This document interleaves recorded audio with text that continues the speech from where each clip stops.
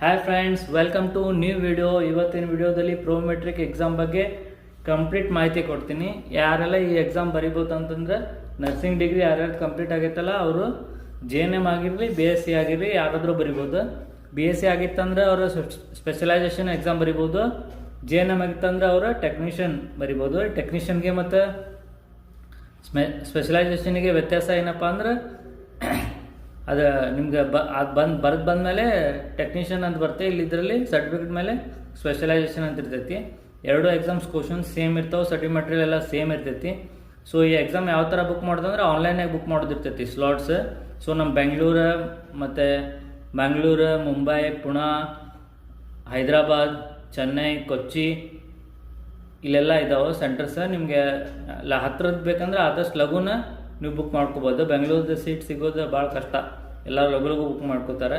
So exam fees ನಾ ಬರ್ದಾಗ 28,000 ಇತ್ತು, ಇವಾಗ 32,000 ಮಟ್ಟ ಆಗೈತಿ. ಸೊ ಇದು ಫೀಸ್ ಜಾಸ್ತಿ ಹಾಕ್ಕೊಂತ ಹೋಗ್ತಿರ್ತೈತಿ.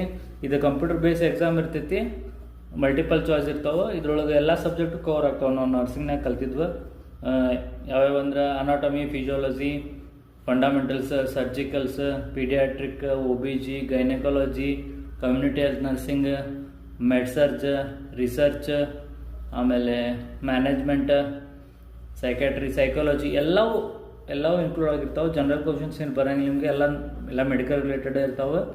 ಸೊ ನೀವು ಇದಕ್ಕೆ ಯಾವ ಥರ ಪ್ರಿಪೇರ್ ಆಗಬೇಕು ಅಂದರೆ ಸೆಲ್ಫ್ ಸ್ಟಡಿ ಮಾಡಿಕೊಂಡು ಪ್ರಿಪೇರ್ ಆಗ್ಬೋದು. ಟೆಲಿಗ್ರಾಮಲ್ಲಿ ನಿಮ್ಗೆ ಸಾಕಷ್ಟು ಸ್ಟಡಿ ಮಟೀರಿಯಲ್ ಸಿಗ್ತಾವೆ. ಆಮೇಲೆ ಯೂಟ್ಯೂಬ್ನಲ್ಲೇ ಭಾಳ ಮಂದಿ ಫ್ರೀನಾಗಿ ಕಲಿಸ್ತಿರ್ತಾರೆ, ಅವನು ನೋಡಿಕೊಂಡು ನೀವು ಕಲ್ಕೋಬೋದು. ಇಲ್ಲಪ್ಪ ನಾ ಯಾವುದಾದ್ರೂ ಟ್ಯುಟೋರಿಯಲ್ ಜಾಯ್ನ್ ಆಗ್ತೇನೆ ಅಂದರೆ ಆನ್ಲೈನ್ ಆಫ್ಲೈನ್ ಎರಡೂ ಅವೈಲೇಬಲ್ ಇರ್ತಾವೆ, ಕ್ರ್ಯಾಶ್ ಕೋರ್ಸ್ ಇರ್ತಾವೆ. ಸೊ ಯಾರಿಗಾದರೂ ಆಫ್ಲೈನಲ್ಲಿ ಹೋಗೋಕ್ಕಾಗಂಗಿಲ್ಲ ಅಂತಂದ್ರೆ ಆನ್ಲೈನಾಗೂ ಒಂದು 15-20 ದಿವಸದ ಕೋರ್ಸ್ ಇರ್ತಾವೆ, ಅವನು ಅಟೆಂಡ್ ಮಾಡ್ಕೋಬೋದು. ಅವರು ಸಿಸ್ಟಮೆಟಿಕ್ ಹಂತವಾಗಿ ನಿಮ್ಗೆ ಹೇಳ್ಕೊಡ್ತಾರೆ. ಇಲ್ಲ ನಾವು ಆಫ್ಲೈನಾಗಿ ಮಾಡ್ತೀನಿ ಅಂತಂದರೆ ಒಂದು 10-12 ಡೇಸ್ ಆಫ್ಲೈನ್ ಕೋರ್ಸ್ ಇರ್ತಾವೆ.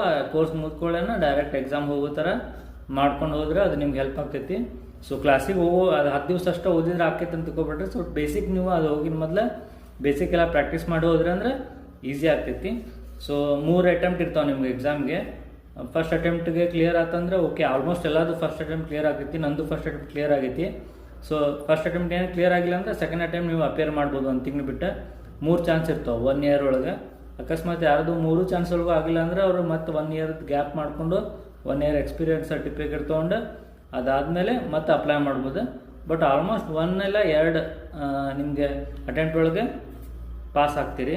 ಸೊ ಇನ್ನೂ ಹೆಚ್ಚಿನ ವಿಡಿಯೋ ಇದೇ ಥರ ಬೇಕಂತಂದ್ರೆ ನನ್ನ ಚಾನಲ್ಗೆ ಸಬ್ಸ್ಕ್ರೈಬ್ ಮಾಡ್ಕೊರಿ. ನಾನು ಹೆಚ್ಚಿನ ಮಾಹಿತಿ ಹಾಕ್ತಾ ಇರ್ತೀನಿ. ಯಾರಿಗಾದರೂ ಈ ಮಾಹಿತಿ ಬೇಕಂದ್ರೆ ಅವ್ರಿಗೆ ಶೇರ್